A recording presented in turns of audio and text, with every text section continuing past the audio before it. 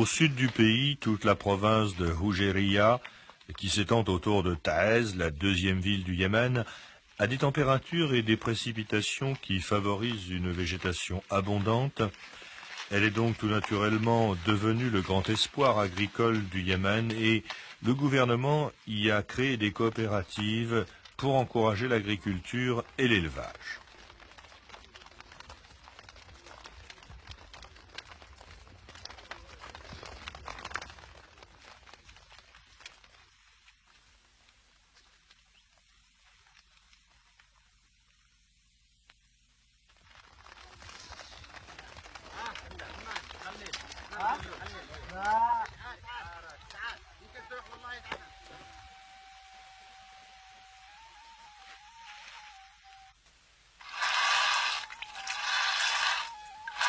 C'est également dans cette région que l'on fabrique un excellent fromage de chèvre qui, suivant les goûts du client, sera salé ou non, mais qui dans tous les cas présentera la particularité d'être fumé.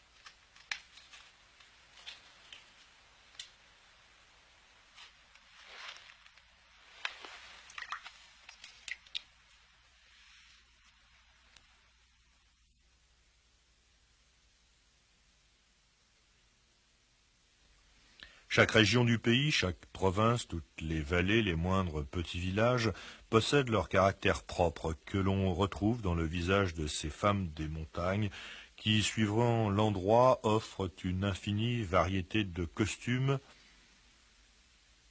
Et au contraire de leurs sœurs citadines, leur statut social ne les contraint pas à se voiler le visage.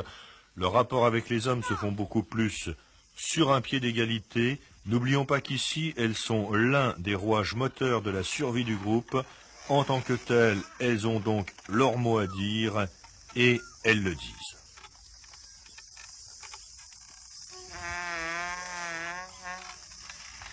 La fabrication de l'huile de sésame n'est certainement pas l'apanage de cette région sud du pays. On retrouve des moulins à huile un peu partout sur les hauts plateaux et surtout dans la plaine côtière de la Tiama.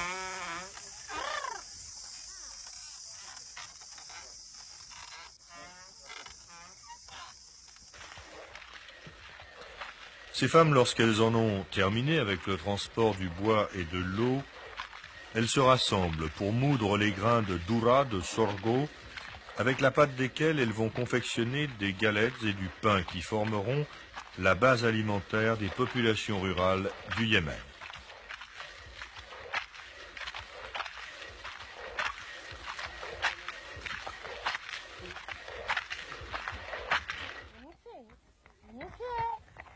Et si elles en ont encore le loisir, comme toutes les femmes du monde, elles songeront à leur coquetterie et se mettront à broyer les racines d'une plante pour en tirer le houroud, une poudre jaune qu'elles se passeront ensuite sur le visage en guise de maquillage.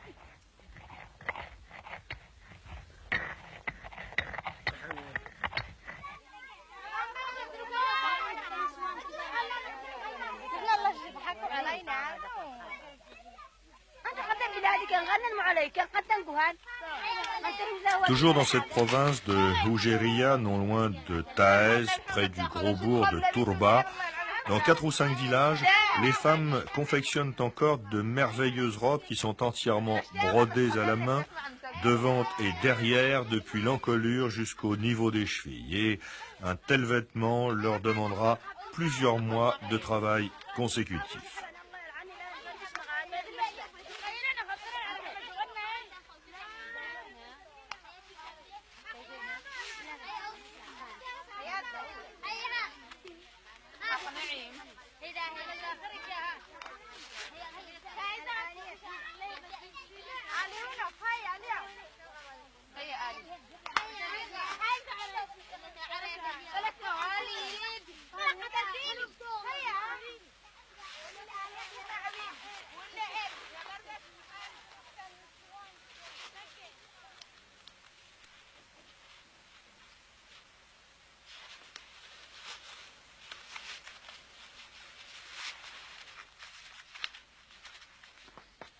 Et tandis que les femmes continuent à tirer l'aiguille, les hommes